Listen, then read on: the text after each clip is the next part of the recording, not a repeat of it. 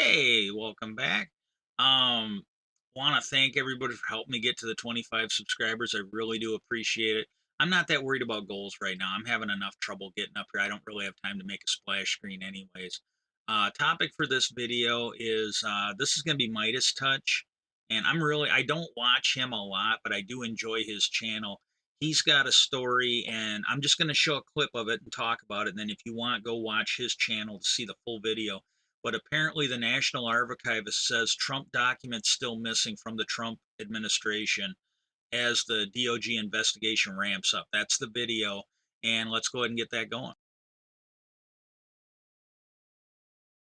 I'm Ben Meiselas from the Midas Touch Network, and this is a breaking news alert. The acting archivist, Deborah Wall, from the National Archives, sent a letter to Congresswoman Carolyn Maloney, who chairs the Committee on Oversight and Reform for the United States House of Representatives. And in this letter to Congresswoman Maloney, the archivist explains that there are still definitely records out there that Donald Trump and the White House has not turned over to the archives. And what is specifically referenced here, in addition to documents that may be missing, they specifically address in this letter, the archivist does, electronic communications that were sent via personal servers and through outside email accounts other than official White House email accounts. And one of the examples that the archivist gives is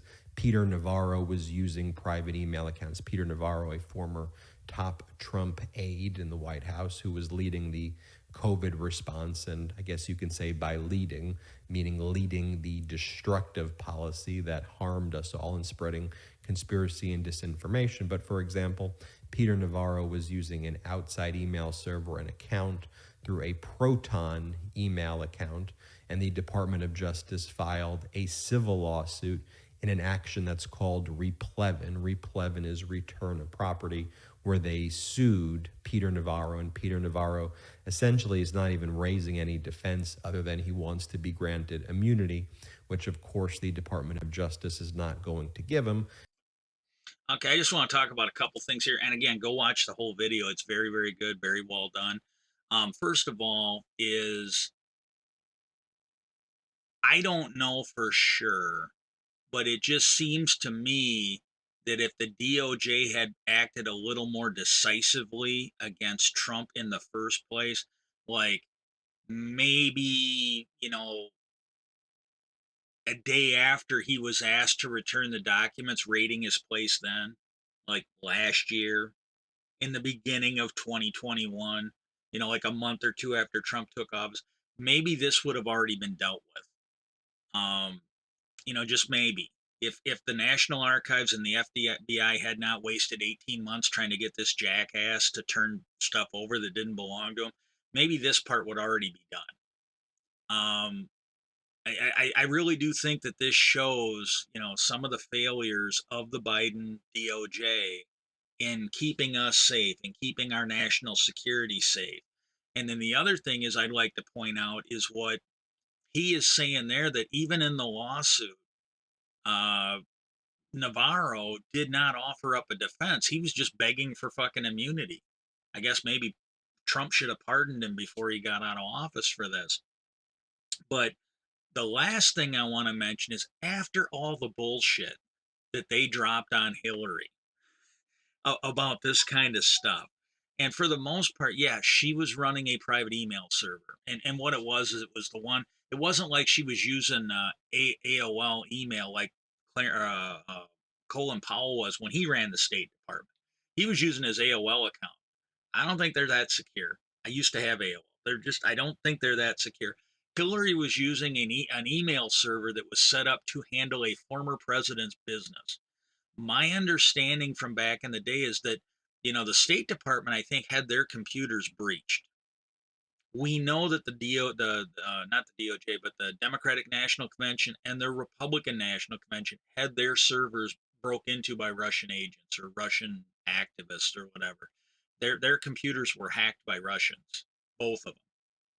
And they've also reported that right after the Russians hacked the RNC, it was sometime after that, like a few days or a few weeks after that, is when it seems a lot of these Republicans went from attacking Trump to supporting him, almost like they were being blackmailed by the stuff that was stolen off their server by the Republicans. And somebody on MSNBC, I believe, did a story on that. I think that's, I'm not positive. I think that's where I heard that story. Somebody had actually looked at it, and there was a linkage between the two timelines.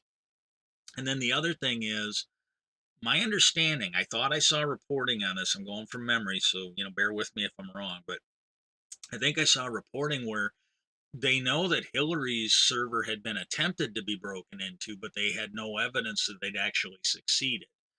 And the other thing with Hillary is everybody she was communicating with was on State Department equipment. And so she was under the impression that all of it should have been grabbed on that end. Like you can set your email up. Like if you have Twitter or some of this other, you can actually usually set those up to where they will send you an email alert. It'll capture. So if somebody says something that's maybe threatening, and then they delete it before you can capture it. You've usually got it in, you'll have like a capture of it. I have some of this set up for my social media so that if I get these things that are just really, really awful, I'll have a copy of it that I can show law enforcement. And that's what was going on at the State Department. So she really didn't do any of this stuff. And they didn't have, the Trump the Trump National Archives going, oh, Hillary, you didn't turn over that stuff. She did. So there was just none of this with Hillary. And to just see what they did after the way the Republican party's attacked her, it's like, hey, lock these motherfuckers up. That's all I got to say on this. Leave any and all comments down below. I will get to them as soon as I can. Right now, it may or may not happen until after my family member dies. I will do my best later in the week, but just don't know how good it's going to be. And then I want to thank everybody. Please like, share, and subscribe to the channel. Peace out, and I hope everybody has a great day.